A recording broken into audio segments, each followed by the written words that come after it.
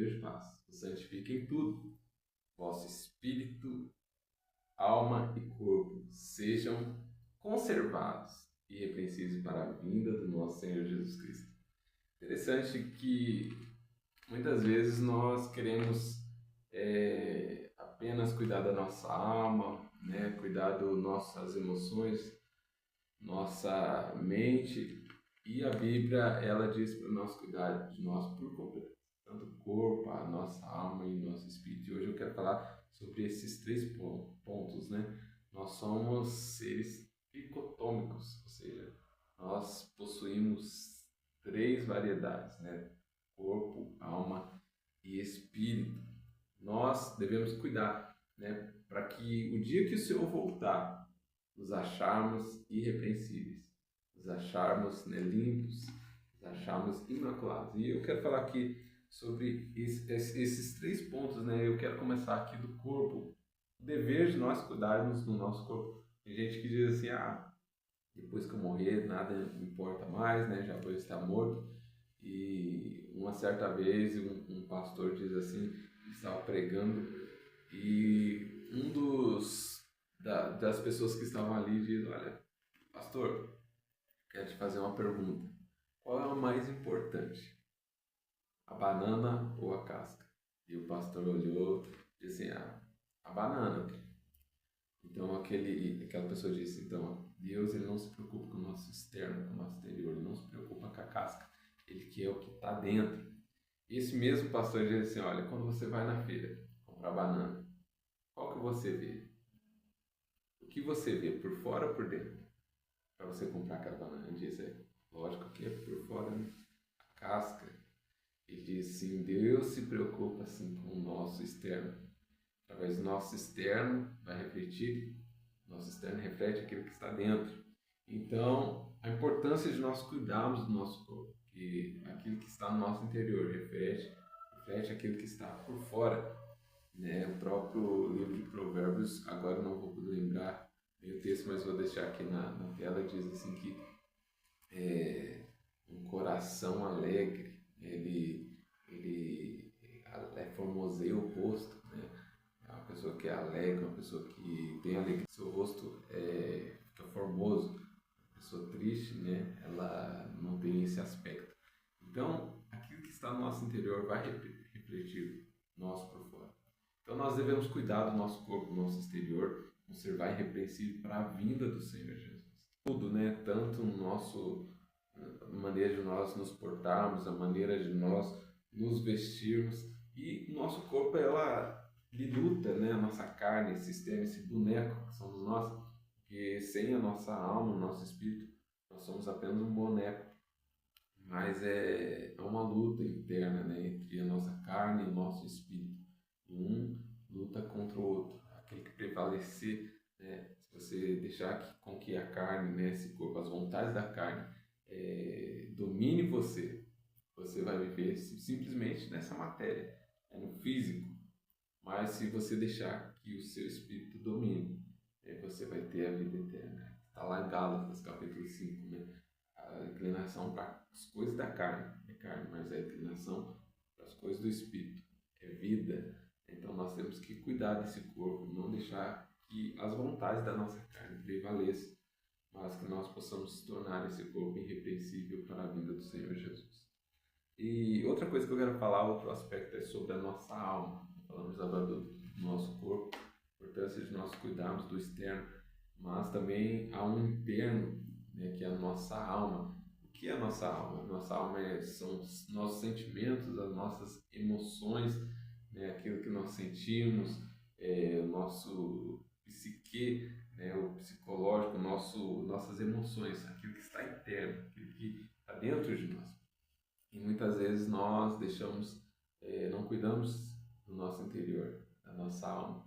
Por isso, há muitas pessoas deprimentes, muitas pessoas, né, angustiadas, abatidas, porque não cuida da alma, né? E o próprio Senhor Jesus disse, né, há uma passagem que diz que as janelas da nossa alma são os nossos olhos. Os nossos olhos é a janela da alma. E Jesus ele deixa bem claro, se os teus olhos forem bons, teu corpo terá luz. Porém, se os teus olhos forem maus, o seu corpo será tenebroso. Jesus está falando da questão da nossa alma, do nosso interior. E tudo que nós olhamos, tudo que nós vemos, a percepção que nós temos da vida, aquilo que você enxerga, aquilo que você está vendo, né? Por isso que a Bíblia retrata os nossos olhos como janela da nossa alma. Tudo aquilo que nós colocamos os olhos, fixamos naquilo, vai entrar dentro de nós. Por isso que Jesus disse: se teus olhos forem bons, teu corpo terá luz. Se teus olhos forem maus, seu corpo será tenebroso. Está falando a respeito da nossa visão. Como que nós enxergamos a vida, como que nós vemos as coisas, né? E muitas vezes nós olhamos para as coisas de uma forma má, nós tornamos angustiados, né? Quantas pessoas hoje estão vendo, até mesmo eu vou colocar aqui, pontuar noticiários, a pessoa vive vendo coisas ruins, né? Na internet ou na televisão, notícias ruins, coisas que acontecem, e ela foca naquilo, os seus olhos estão presos naquilo. Então o seu coração vai ser um coração amargurado. Aquilo que você busca, o apóstolo Paulo diz: tudo que é verdadeiro, tudo que se é boa fama, tudo que é justo, se é algum louvor, nisso pensar. Então, ele diz para nós buscarmos as coisas que são em cima, não as coisas que são aqui da terra. Então, nossa visão do mundo aqui, aquilo que nós olhamos, né, aquilo que nós colocamos nossos olhos, vai interferir na nossa alma, nos nossos sentimentos, nas nossas emoções. O que também pode inflamar a nossa alma.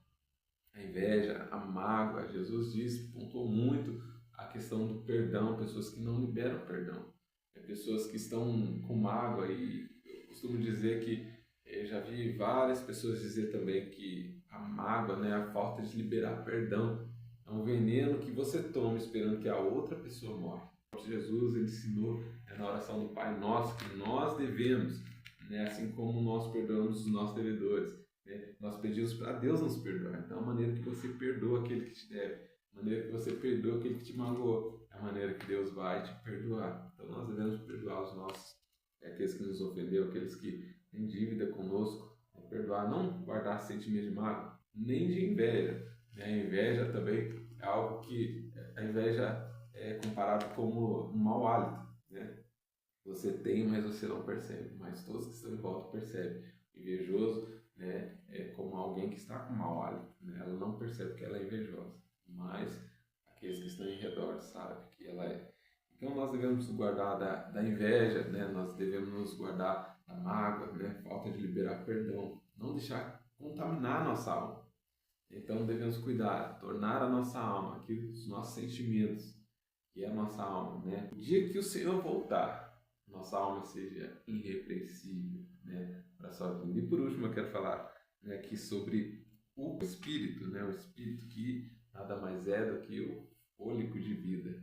Quando Adão estava lá no jardim, Deus ele sopra nas suas narinas e esse sopro de Deus é o nosso Espírito. O que nos liga a Deus? Talvez, né, o corpo, nós vivemos aqui na matéria e nós não sentimos Deus através do corpo.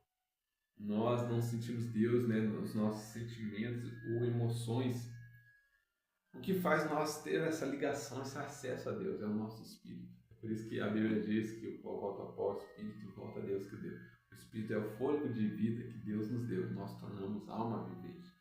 Então o Espírito é aquilo que nos liga a Deus. É por isso que quando Adão está no jardim, Deus diz: olha, Adão, o dia que você comer desse fruto, certamente morrerá. E Adão, ali com Eva, sua esposa ali, eles comeram do fruto e nada aconteceu. Eles não morreram ali imediato, seu corpo não morreu.